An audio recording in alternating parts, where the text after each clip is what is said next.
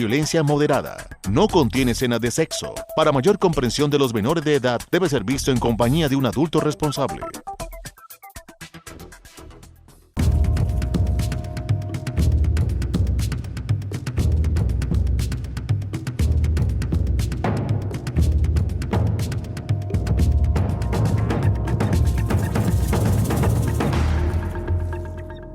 Historiadores de la historia.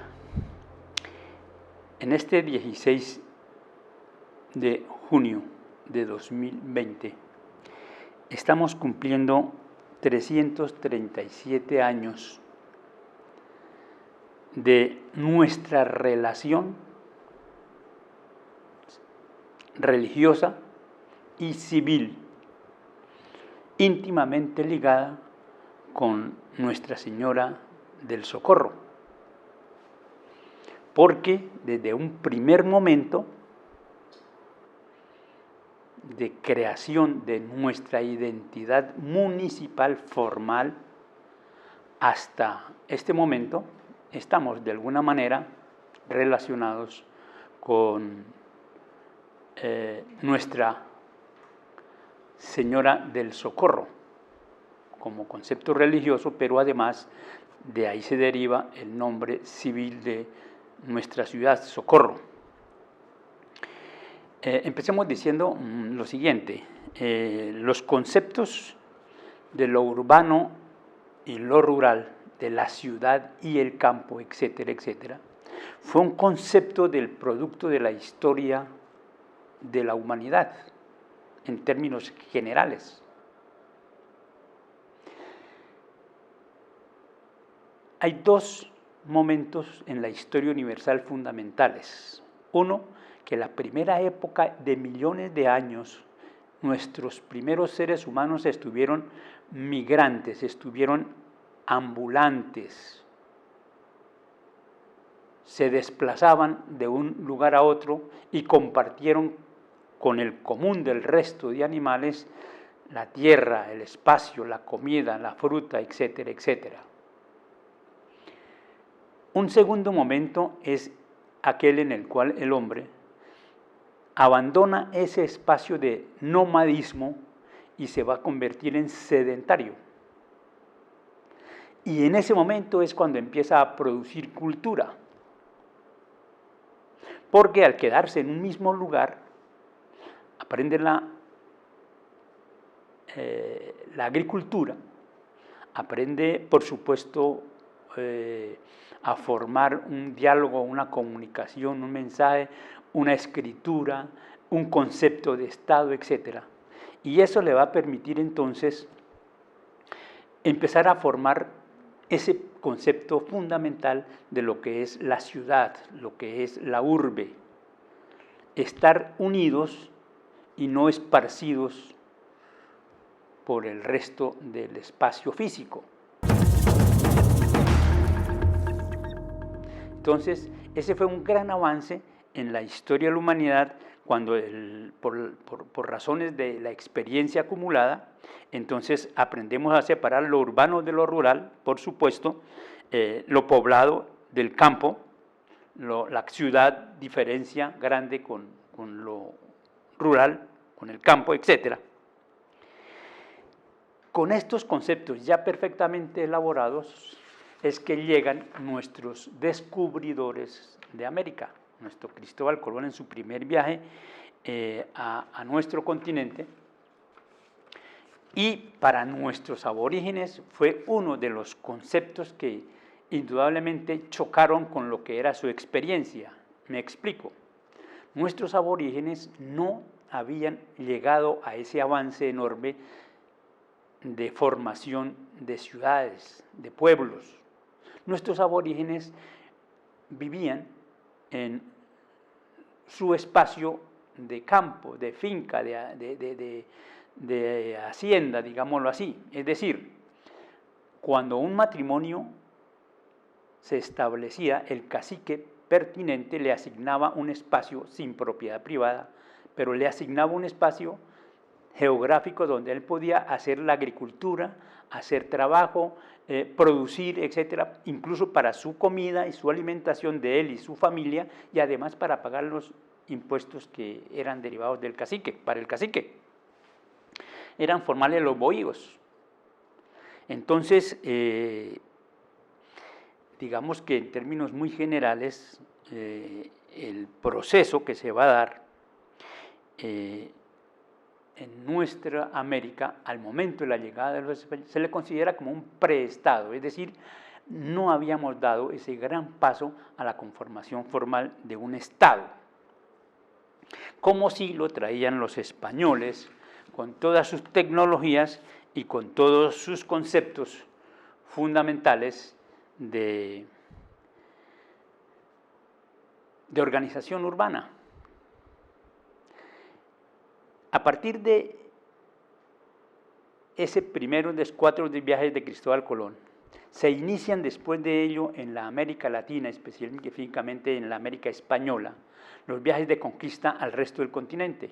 Y tenemos que hablar entonces, por ejemplo, para el caso de México, el caso de Hernán Cortés, que para 1519 es como el primero que inicia la conquista y por lo tanto se dan las fundaciones de ciudades en lo que es actualmente México.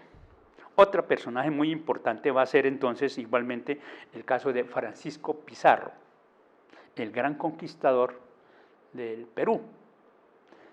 Él también, al entrar hacia el continente, en su desarrollo y su proceso, va fundando ciudades.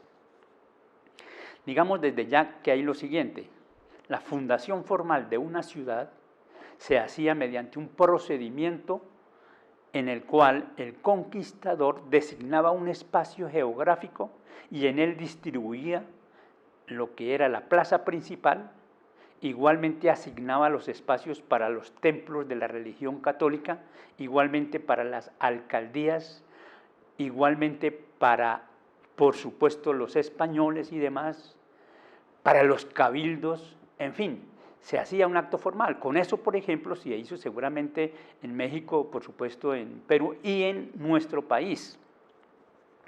En el caso de nuestro, aquí en Colombia, tenemos que decir unas 3 fechas fundamentales. El primero que hace una fundación en nuestro territorio se llamó Alonso de Ojeda, en el año 508, que fundó lo que se llamó en ese momento el pueblo de Santa María la Antigua del Darién. Ese fue el primer casco urbano sentado por los españoles aquí. Por supuesto fue destruido por los aborígenes cuando se sintieron extremadamente agredidos. Digamos 2 datos más. Para 1525 Rodrigo de Bastidas funda formalmente la ciudad de Santa Marta, el puerto de Santa Marta hoy, que es la ciudad más antigua de las fundadas en nuestro país, en Colombia. Para 1533 hay otro, Pedro Heredia, funda la ciudad de Cartagena de Indias. Y así, pues en ese orden de ideas fueron muchas las expediciones que a partir del litoral atlántico se fueron introduciendo hacia el interior de la Nueva Granada, de lo que va a ser luego la República de Colombia. Yo quiero terminar esta parte diciendo lo siguiente. Para el año 538, parte de la ciudad de Santa Marta, nuestro conquistador más importante del interior de Colombia, que se llamó Gonzalo Jiménez de Quesada. Con él venían 3 personajes que van a tener relación con el interior de nuestro país: Gonzalo Suárez Rendón y, por supuesto, Martín Galeano. Se adentran por el río Magdalena, a la altura del río Pon, se aparta del río Magdalena e inicia entrando hacia el interior desconocido en ese momento para ellos, y Gonzalo Jiménez de Quesada con su expedición logra llegar al sitio que hoy se conoce como la ciudad de Vélez, aquí en nuestro departamento de Santander. Aprovecho para decir de una vez, Vélez es la ciudad española el pueblo español formalmente fundado, más antiguo, tal vez en el interior de la Nueva Granada y por supuesto en Santander. 13 de junio de 1539, Martín Galeano funda la ciudad de Vélez. En Vélez, en el sitio que va a ser luego llamado Vélez por Martín Galeano, Gonzalo Jiménez de Quesada divide su expedición, él sigue hacia Santa Fe para luego fundar la ciudad de Santa Fe y despacha hacia lo que es Tunja a Gonzalo Suárez Rendón, que va a fundar posteriormente la ciudad de Tunja. Acotemos de una vez, nuestro río Suárez recibe el nombre a raíz del apellido de este personaje. Parece que cuando fue a vadear el río Sayavita, para nuestros chipchas se llamaba río Sayavita, el caballo de Gonzalo Suárez Rendón casi se ahoga en ese río Sayavita. Y a partir de ese momento los españoles fueron llamando el río Suárez, y hoy, desde esos entonces, se llama como río Suárez. Vamos a hacer un primer paréntesis hasta aquí, porque con la fundación de Vélez, en 1539, se iniciaría lo pertinente hacia lo que es el departamento de Santander de hoy, ese descubrimiento, conquista y fundaciones de ciudades.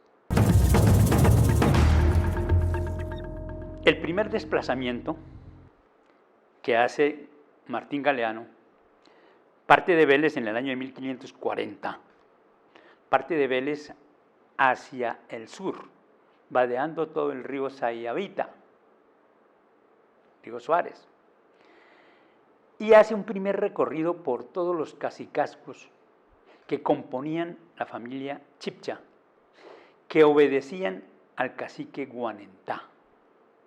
Tenemos, por ejemplo, el caso de Llegaela Poima, por ejemplo, a Charalá, Chalalá, a Cuití, por supuesto, Butaregua, Bócore, etcétera, Ciscotá, etcétera, y pasa por donde nuestro cacique Chanchón. En todos los cacicazgos a donde iba llegando, atropella a nuestros aborígenes, asesina a muchos de ellos, le impone unas cargas, unos tributos, los obliga, y eso es lo que hace entonces que haya una posibilidad de que nuestro cacique Chanchón se haya sentido atacado, agredido. Tenemos que decir que entonces, a raíz de eso, para 1547, al poco tiempo,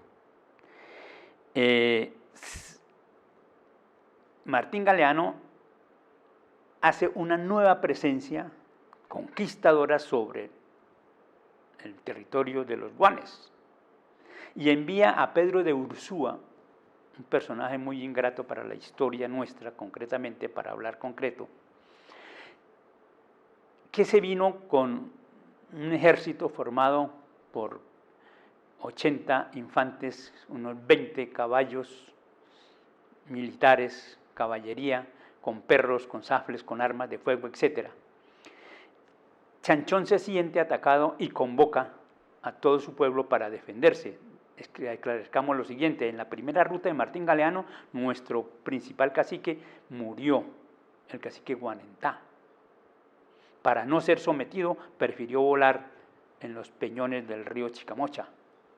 Se lanzó, porque no quería ser sometido. El concepto de independencia y libertad.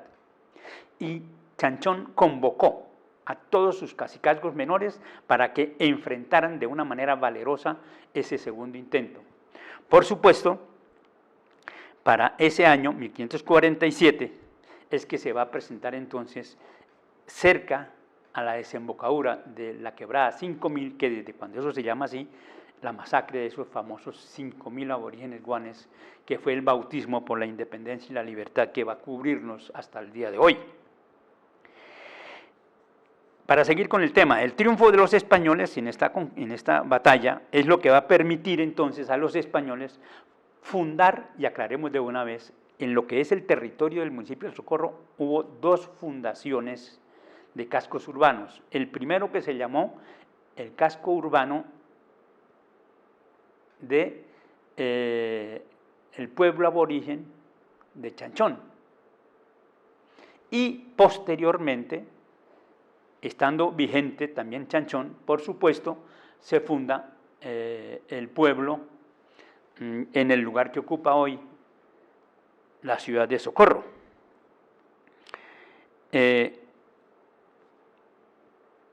Digamos de la siguiente manera para aproximarnos entonces a esta situación. El pueblo indígena de Chanchón va a tener una vigencia más o menos prolongada, que la podemos datar hasta el 20 de junio de 1751, con una parroquia dada hacia la patrona Santa Lucía. Allí vivían unos ciudadanos, José de Archila y José Díaz Sarmiento, que conocieron en Santa Fe de Bogotá la advocación a Nuestra Señora del Socorro y se hicieron miembros de esa organización religiosa, y de allí trajeron por primera vez la imagen de Nuestra Señora del Socorro. Trataron de introducirla y cambiar a Santa Lucía y intronizar a la Señora del Socorro, pero resulta que ya en la parroquia estaba ya un concepto dentro del templo y demás, y no fue posible hacerlo. Por esta razón entonces es que se va a desprender entonces la situación de que estos 2 ciudadanos, el 16 de junio de 1683, José de Archila y José Díaz Sarmiento, donaron el terreno a la Virgen de Nuestra Señora del Socorro para establecer un poblado en su nombre. Así pues, es que estamos afirmando que se está cumpliendo en el año 2020 337 años de la fundación de Nuestro Socorro como ciudad, y al cual Historiemos la Historia está dedicando precisamente el programa en estos momentos. Vamos a manera de epílogo de este programa a dedicar este momento para decir que hacemos una brevísima síntesis de la historia de la parroquia de Nuestra Señora del Socorro, fundada precisamente hace muchos años y que actualmente se llama la Basílica Menor Nuestra Señora del Socorro. ¿Cuáles han sido unos rasgos generales de su historia? En primer lugar, el 10 de abril de 1683,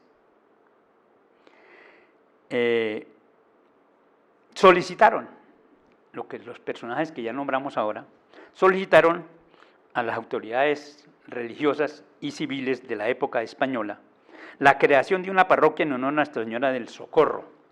Están los documentos en este texto que se llama Fundación del Socorro, de Ramiro Gómez Rodríguez, y además de Horacio Rodríguez Plata, y muchos otros nombran lo mismo.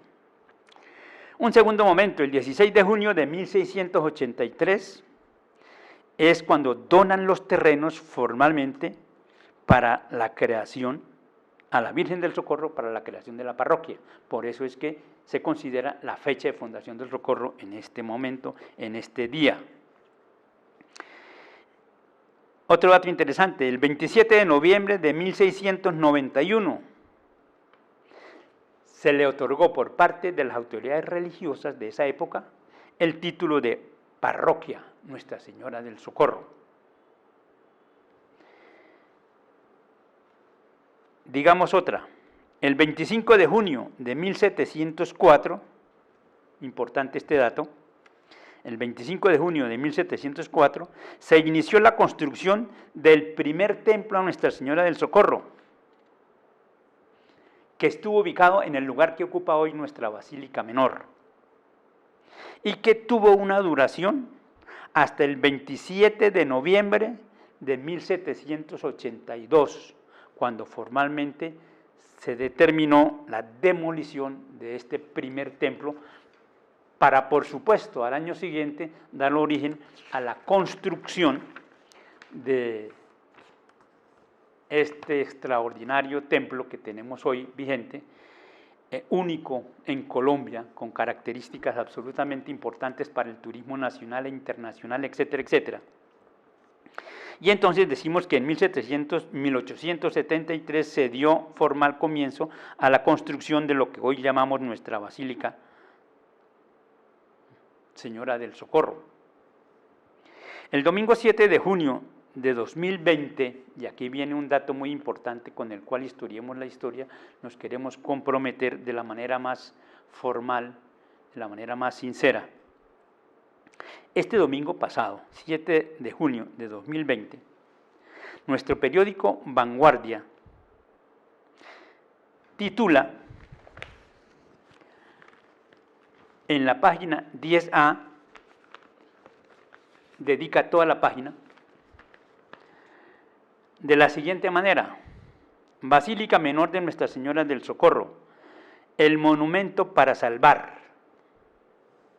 El colosal templo de estilo romántico podría colapsar si las autoridades no se ponen de acuerdo con urgencia para comenzar su restauración. Desde hace ya bastantes años, bastante digo yo, 5, tal vez 10 años hacia atrás, creo no equivocarme, se viene presentando unas grietas, aparece ahí la foto y todos los socorranos la vemos, la conocemos, que están separando de una manera alarmante las torres delanteras de nuestro templo del contexto formal del templo, además de otras grietas que hay en otros ventanales.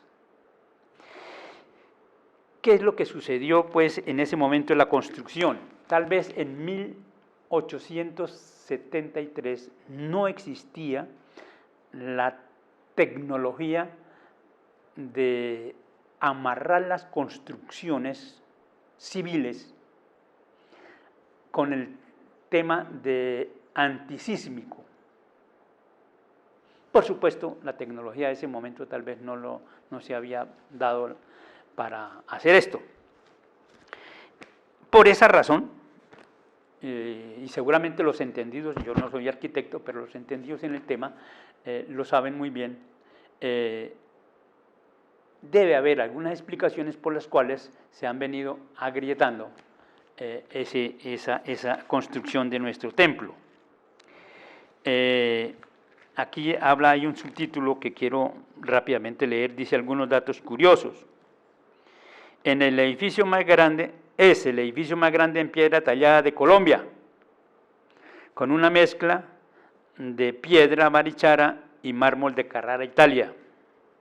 Es un inmueble declarado bien de interés cultural de la nación, mediante la ley 1498 del 29 de diciembre de 2011. Creo que en un programa anterior, Historiemos, ya habíamos referido a esto, pero repitamos, la ley 1498 del año 2011.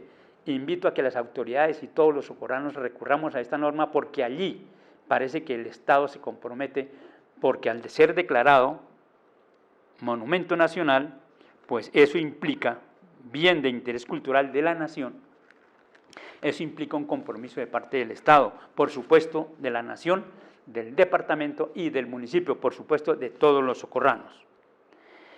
Y finalmente dice el subtítulo, dice, 11 socorranos perdieron la vida en la construcción de la basílica. Dan una información muy completa y entonces, ¿cuál es la posición formal de Historiemos la Historia de Paso Televisión? Invitar de la manera más cordial, con el diálogo, con la democracia, para que definitivamente en este momento se hace urgente la necesidad de que alguien asuma ese compromiso de restaurar ese templo, que nunca vaya a presentarse un temblor de tierra, un sismo, de esos que vienen frecuentando en muchas partes de nuestra tierra y de nuestra Colombia y de América, que sería absolutamente fatal hoy aquí en nuestro Socorro. Que no quiero ser ave de mal agüero, pero imploramos a Nuestra Señora del Socorro que eso no suceda, porque necesitamos primero que todo que se haga y se inicie, se haga el proyecto de reconstrucción y se inicien las obras de reconstrucción cuanto antes para amarrar esas torres tal como están y conservarlas por siempre jamás nuestro hermoso templo a Nuestra Señora del Socorro, que es el atractivo fundamental para el turismo nacional e internacional en el tema religioso. Socorro tiene esas dos condiciones históricas. De una parte, nuestra relación formal con la historia de Colombia, de Santander por supuesto, y de Colombia, y por otra parte, nuestro ícono fundamental de la religión. Nos aproximamos precisamente a la celebración este 16 de junio, a la celebración que todos los años se hace de Nuestra Señora del Socorro. Invitamos a que ojalá estos planteamientos que humildemente hacemos desde Historiemos la Historia, e invito, y con esto termino, invito a que todos y cada uno de los socorranos tengamos un compromiso formal con esa restauración. Todos podemos aportar lo que sea, de grano en grano llena el estómago a la gallina, de poco a poco se hacen grandes cosas. Por eso, tanto las autoridades como todos los socorranos debemos estar pendientes y dispuestos a hacer lo que sea de la mejor manera, de la mejor buena voluntad, por supuesto, respetando todas las creencias religiosas y demás que puedan tener con otras religiones, pero que en el caso de lo católico se requiere restaurar urgentemente nuestra Basílica Menor. ¿Por qué estamos hablando entonces del tema sobre la fundación del Socorro? Ojalá que a partir de este programa, cada vez que en el Socorro se celebre el día de la fundación del Socorro, cada 16 de junio de cada año, no se vuelva a olvidar nunca jamás que en este municipio de Socorro sobrevivió por más o menos 140 años un pequeño poblado que se llamó el poblado indígena de Chanchón, que sentó las raíces con la sangre de los 5.000 aborígenes guanes que murieron en la batalla de los 5.000. Vamos a grabar esta primera parte precisamente en el sitio donde históricamente se tiene determinado por algunas personas y por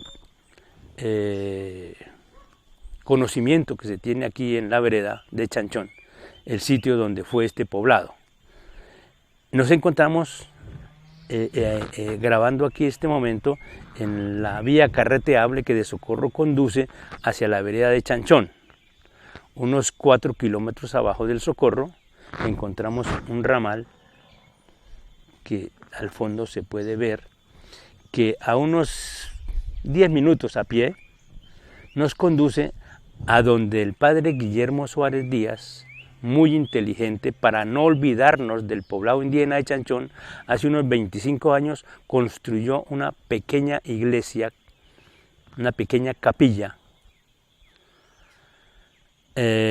exactamente en el sitio donde por su investigación él entendió que debía construirse esa capilla, para no olvidarnos de la batalla de los 5.000, que está relacionada con la fundación del primer pueblo, casco urbano que hubo en el Socorro, que fue el poblado indígena de Chanchón.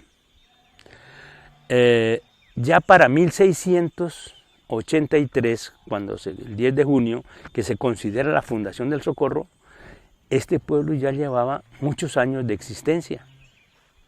Entonces, es importante que no nos olvidemos de esta parte de la historia. Por eso estamos historiando la historia.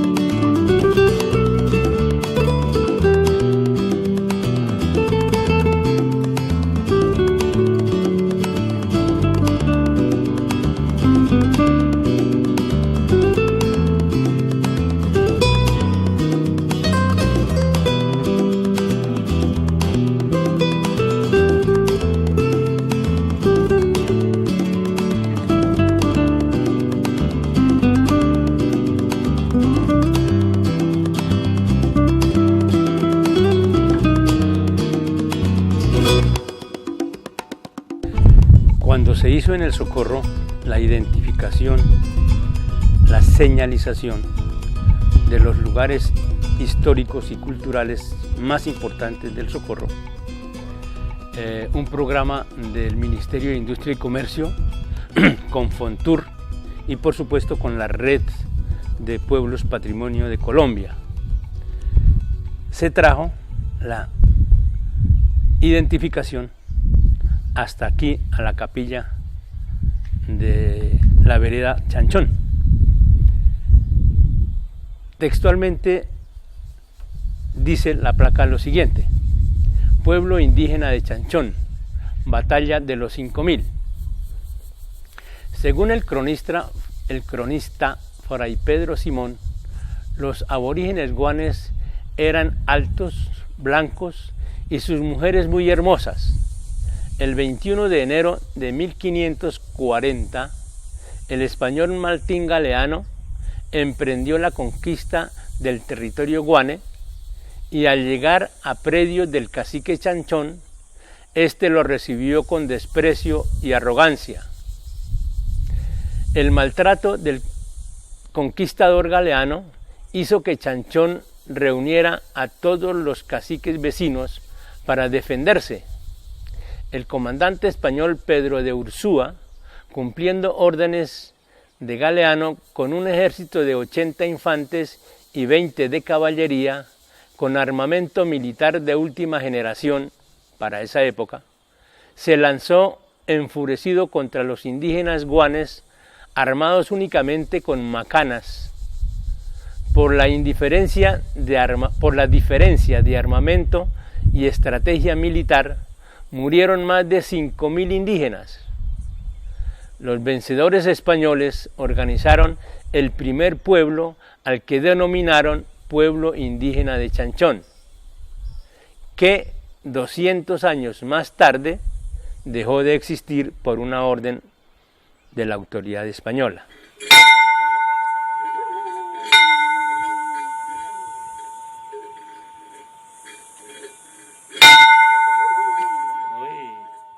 Cuando en el programa anterior hablamos de el por qué se llamaba Acueducto de la Quebrada 5000, habíamos hablado del espacio donde había sucedido la batalla de los 5000. En el fondo de esta toma se encuentra la Quebrada 5000 que baja, desciende de la parte alta de la Serranía de los Yariguíes o Serranía de los Cobardes y conecta con el río Suárez, que sigue el curso ancho aquí en la parte baja. En este espacio que se está observando aquí ocurrió la famosa batalla de los 5000. Insistamos que este es uno de los lugares más sagrados para la historia de Colombia, de Santander y por supuesto del Socorro, porque es que aquí se escribió la primera página. En esta llanura que se ve al fondo, se escribió la primera página de lucha por la libertad y la independencia, que es la característica que con ello nos dejó signados a todos los socorranos, a todos los que tenemos contacto con este pueblo, con esta ciudad del Socorro Santander. Nuestro orgullo grande entonces fue marcado por ese acontecimiento y que con toda certeza aquí a mis espaldas estaba construido el bohío del cacique Chanchón y por supuesto en toda esta llanura, esparcidos en sus fincas, en sus pequeños espacios, estaban pequeños bohíos para cada uno de los aborígenes guanes que habitaban en toda esta región. Con este acontecimiento de la muerte de los 5000 y el triunfo, un triunfo que no puede ser llamado como tal, porque no había equilibrio de poderes entre las huestes españolas y los aborígenes. Con ese baño en sangre se inició el primer poblado, el primer casco urbano que se fundó en el Socorro. Por eso se afirma que unos años antes de haber pasado el Camino Real para dar origen a lo que es el Socorro hoy, ya estaba funcionando aquí un pueblo con todas las de la ley. Había una capilla, habían casas, habían autoridades españoles. Era un municipio de corte español. Ya vamos a complementar un poquito más esa idea. Socorro no puede olvidar nunca, y hay que tratar de reconstruir ese poblado indígena de Chanchón. Y por supuesto, aquí los vaquianos de la provincia, de la vereda aquí de Chanchón, saben identificar dónde estaba la tumba de nuestro cacique Chanchón, este extraordinario héroe de nuestra independencia. Socorro no puede olvidarse de sus raíces. Hay que reconstruir eso para la historia, para el turismo nacional e internacional que esperamos organizar hacia el futuro en el Socorro, porque se lo merece las futuras generaciones que vengan.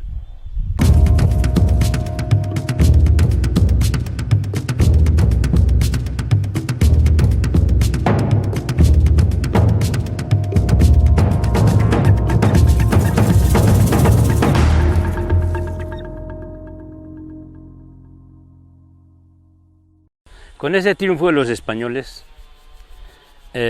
Martín Galeano se dio el lujo de hacer la repartición de lo que se llamó las encomiendas. ¿Qué era la encomienda? Era un espacio geográfico habitado por un cacique junto con su pueblo, con los demás aborígenes que obedecían las órdenes de ese cacique. La legislación indiana decía que a quien se le asignara la encomienda, esos aborígenes tenían que pagarle unos impuestos por la enseñanza del idioma español, por la enseñanza de la religión católica, por unos derechos que allá ellos se consideraron que justificaban esos atropellos contra nuestros aborígenes. Ese fue el comienzo, entonces, del poblado indígena de Chanchón, porque además en la misma legislación indiana se decía que el encomendero debía vivir en su encomienda. Parece que Martín Galeano fue muy poco lo que vivió aquí, más bien atendió desde Vélez, pero dejaba a sus lugartenientes aquí que le hacía sus veces. En este documento tan importante, la provincia de los comuneros de Armando Martínez, que ya hablábamos, ediciones de la UIS, Armando Martínez habla de que en el territorio del municipio del Socorro se encontraban 3 encomiendas, aquí en la página 79. Se encontraban 3 encomiendas más importantes de cuantas se administraron en las vecindades de la actual cabecera municipal. Fueron las designadas por los nombres de Cacique Chanchón, esta que nos estamos refiriendo, la de Caraota y la de Majavita, que corresponden específicamente a su lugar geográfico, sería la vereda de Caraota, y Majavita por allí hacia la hacienda que hoy corresponde a la Universidad Libre. Estas 2 eran tal vez menores porque Martín Galeano, siendo el jefe de todos los españoles aquí, se reservó esta encomienda para él, para su usufructo. Por eso este cacique Chanchón nuestro de aquí, de este lugar que estoy pisando en este momento, fue para Martín Galeano muy importante y la reservó para su riqueza y para su apropiación de cosas. Se sabe que hubo otras encomiendas en la provincia comunera. No solamente fue esta. Este mismo autor habla de que estuvo aquí, pues por supuesto, en la página 28 de este documento, de este libro, pueblos indígenas de la provincia de los comuneros. Encontramos que hace un listado que empieza con Chanchón, precisamente acá. Sigue en Chitaraque, estaba la encomienda de Poima. En Oiva estaba la encomienda de Cuyamata, de Guayacá. En Puasaque, Chimaná, Puasaque, Nemeseque. En Pare, debe ser San José de Pare, estaba la encomienda de Lenguaruco, Suaita, San Coteo. Y en Platanar, Simacota y Chima. Estas fueron las encomiendas que entonces desde un principio se fundaron. Creo que todas sobreviven. Está Oiba, está Chitaraque, está Suaita, está Pare, etc. La que desafortunadamente no existe en estos momentos es la de Chanchón. ¿Qué pasó con Chanchón? Entonces sobrevivió normalmente. Empezó la crisis del poblado de Chanchón cuando en el año de 1580 el virreinato construyó el camino real que conducía de Girón a Vélez. Ellos necesitaban unas vías, en aquella época, llamo yo hoy, de 4G, para sacar los productos que iban para España o que llegaban de España hacia acá, todas nuestras riquezas, etc. Ese camino real pasó por donde hoy está el Socorro. Más tarde ya vamos a ver allá en la segunda parte del programa donde se fundó Socorro. Desde ese momento se construyó un camino que conducía de ese camino real aquí a Chanchón.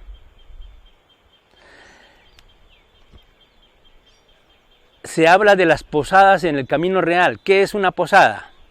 Era un lugar donde habían habitaciones de descanso para los arrieros que con sus mulas, sus caballos, sus cargas o a pie transitaban desde Girón, desde Socorro hasta Tunja, hasta Vélez, hasta Santa Fe, de Bogotá, etc. La posada era un sitio que alojaba y permitía el descanso nocturno a quienes llegaban al sitio. Se construyeron posadas en el espacio que un caminante podía hacer desde las 5 de la mañana hasta las 5 de la tarde de ese día, lo que pudieran caminar. Allí se construía la siguiente posada y así sucesivamente. En el Socorro de hoy, el comienzo de nuestro Socorro de hoy fue precisamente como una posada para ese momento.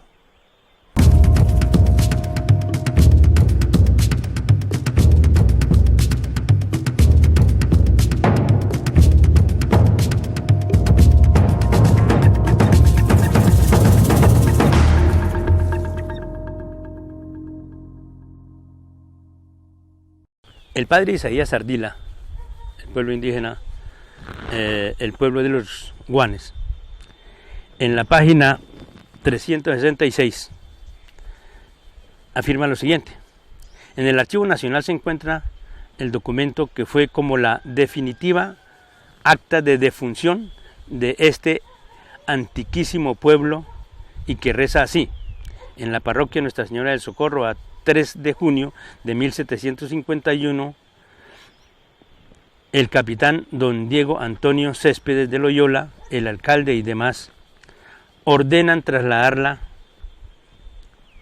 encomienda a Guane, y para ello se pase al pueblo de Chanchón y se convoquen los naturales de él, a quienes se les notificará este superior mandato para que dentro del término de 15 días se apropien y dispongan para ser conducidos al pueblo de Guane, de esta jurisdicción, por ser pueblo de derecho inmediato y de mayor número de indios.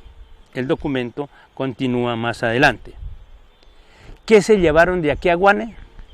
Es la otra parte que vamos entonces a mirar en este documento.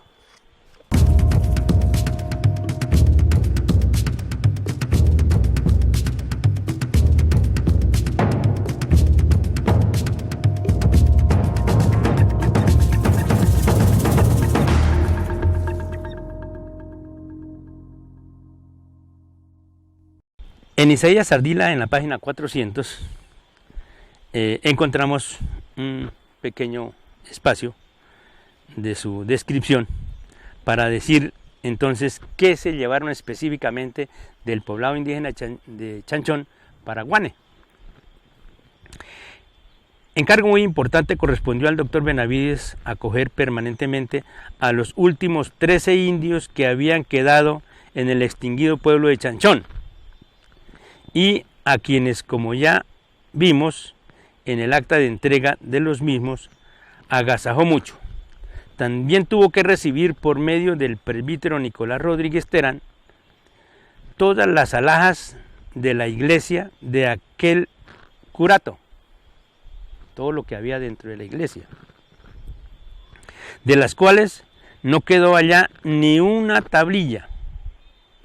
Así le cupo la suerte de ver llegar a Guane la preciosa imagen de Santa Lucía, que era la patrona de Chanchón, y que desde ese entonces ha sido venerada en su hermoso santuario de esta parroquia. Así terminó el pueblo indígena de Chanchón.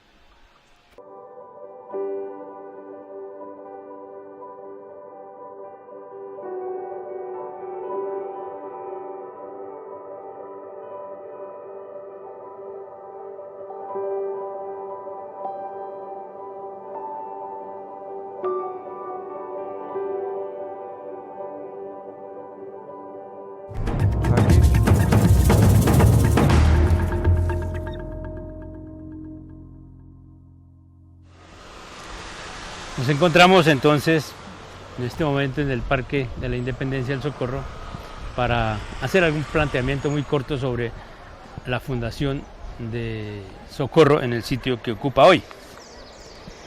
Quiero mostrarles por primera vez, porque creo que este documento no lo conocen. Esta es la fotocopia del documento que se encuentra en el archivo histórico de la Casa de la Cultura, en el protocolo de la Notaría Primera, donde está el documento que es considerado como el acta de fundación del Socorro. Horacio Rodríguez Plata y el doctor Ramiro Gómez Rodríguez, en la historia de la fundación del Socorro, tomaron, y lo mismo Isaías Ardila, toman este documento con ese mismo sentido. De acuerdo a eso, ya se hizo el planteamiento del paso del Camino Real. Es esta, la carrera 14. Para 1580 pasa el Camino Real y entonces se da el comienzo de la fundación de la ciudad del Socorro propiamente, desde ese momento como una posada en el camino. Las primeras construcciones son como la que vemos al fondo en la casa de Berbeo, que eran casas típicamente españolas de 2 pisos con balcones muy hermosos, coloniales. En el Socorro quedan 4 que corresponden al hospital, donde fue el antiguo hospital, donde está la Casa de la Cultura y la casa que perteneció a don Noel Rodríguez, ahí diagonal con Cajazán. En el sector que estuvo para la población española, de origen español, fue alrededor de este Parque de la Independencia. Hay unas fotos preciosas en documentos, en libros, que se encuentran algunas de ellas por aquí en las cafeterías del Socorro, donde nos muestran los 4 lados de este parque en la época de la colonia. Donde es hoy el Hotel Tamacara, por ejemplo, era la sede de la gobernación en la época del siglo XIX. Una construcción absolutamente colonial y preciosa. En la parte frente a donde es el Banco Popular, diagonal al distrito de policía, esa fue la casa donde nació Bavaria, por allá por el siglo XIX. Y en fin, esa es la parte que corresponde a la fundación del Socorro, de épocas muy antiguas. Voy a leerle muy rápidamente del tomado de Horacio, del doctor Ramiro Gómez, el documento este que acabo de leer, traducido al español, que significa esa acta de fundación del Socorro.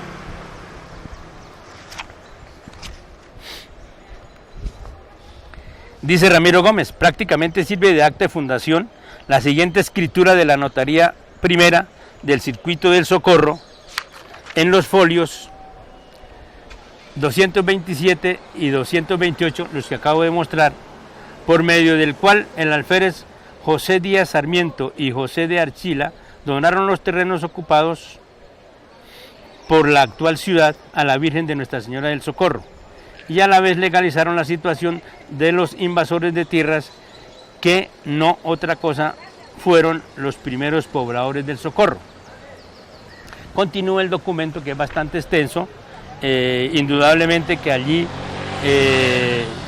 se puede demostrar la situación religiosa que hubo, que ya se planteó entre la patrona del poblado indígena de Chanchón, Santa Lucía, y lo pertinente a la Virgen del Socorro, cuyas imágenes ya llegaron a esta tierra y que ya hicimos referencia.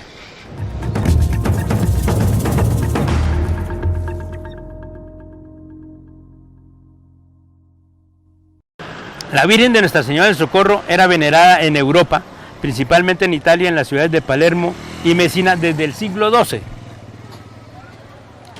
Allí es donde aparece por primera vez esa advocación a la Virgen del Socorro.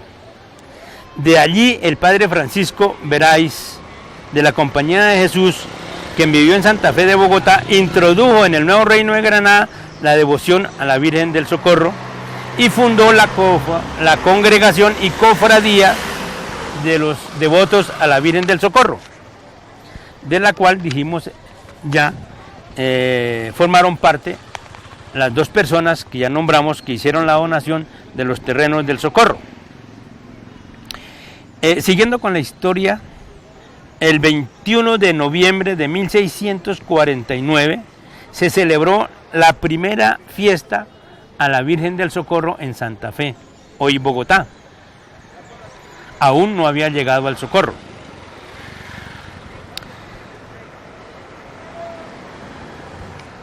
Continúa Ramiro.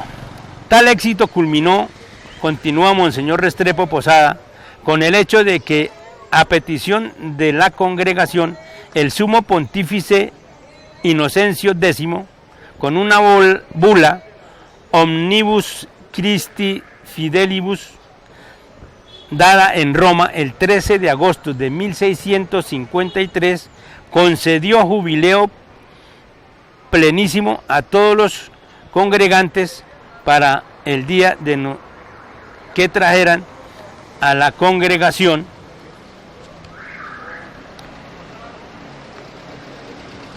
Esta es la parte histórica. En la página 23 hay un capítulo pequeñito que dice Apariciones de la Virgen.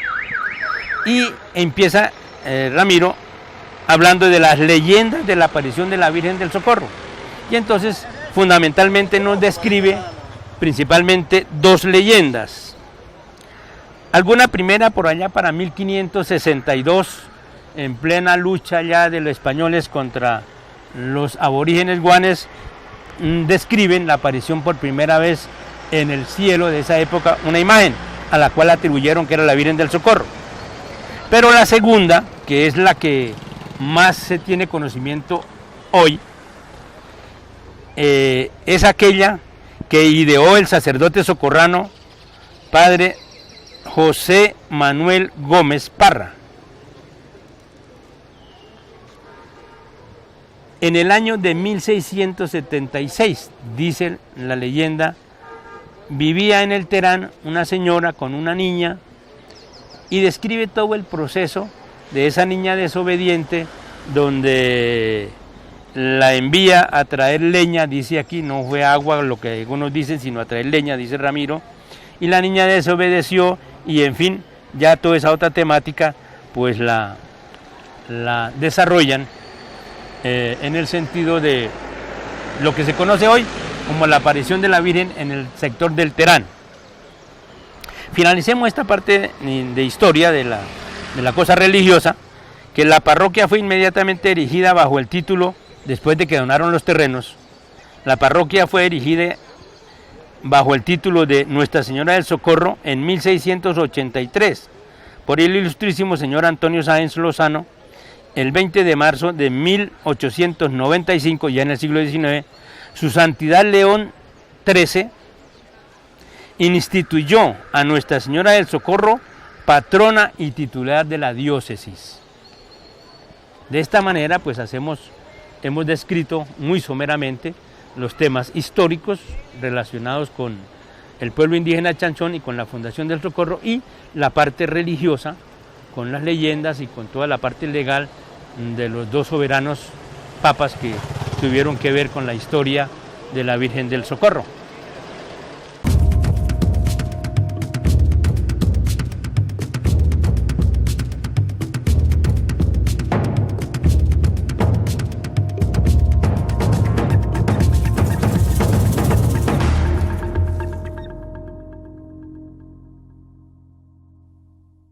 La bibliografía que complementa esta temática que hemos manejado hoy, en primer lugar, Historia de la formación de Santander y sus provincias y sus municipios, del doctor Gustavo Pinzón, de la Academia de Historia de Santander.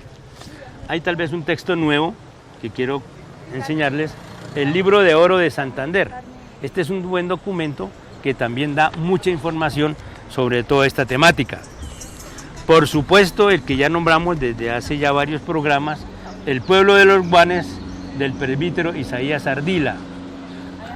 Este sacerdote es una autoridad en esta temática. Indudablemente, el trabajo que ya hicimos mención al doctor Armando Martínez como presidente de la Academia de Historia de Santander, pero además como director de la Escuela de Historia de la UIS, y que en el 2010, a raíz del bicentenario de Actas de Independencia, la UIS sacó los textos que ya nombramos. La provincia de los comuneros, orígenes de sus poblamientos urbanos. El tema para el próximo programa que vamos a sacar en Paso Televisión. Se nos abre en este momento un abanico de momentos históricos muy importantes para Socorro, provincia comunera, Santander y Colombia.